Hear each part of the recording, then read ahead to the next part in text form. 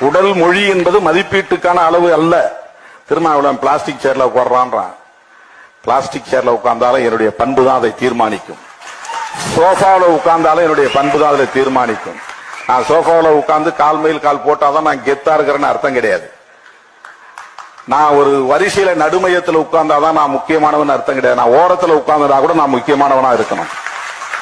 நான் எந்த ஓரத்தில் உட்கார்ந்து இருக்கிறேனோ அதுதான் மையம். நான் உட்காருகிற புள்ளிதான் மையம். நான் உட்காருகிற புள்ளிதான் மையம். கால் மேல கால் பாட்டு உட்கார்ந்தாதான் கெத்துன்னு அர்த்தம் கிடையாது. நீ எப்படி உட்கார்ந்திருந்தாலும் வளைந்திருந்தாலும் நெளிந்திருந்தாலும் ஒரு நாற்காலியின் நுனியில் உட்கார்ந்திருந்தாலும் உன் பண்புதான் உன்னை மதிப்பீடு செய்யுமே தவிர உன் உடல் மொழி மதிப்பீடு செய்யாது. உடல் மொழி என்பது மதிப்பீட்டுக்கான அளவு அல்ல. திருமாவளவன் பிளாஸ்டிக் சேர்ல உட்கார்றான்.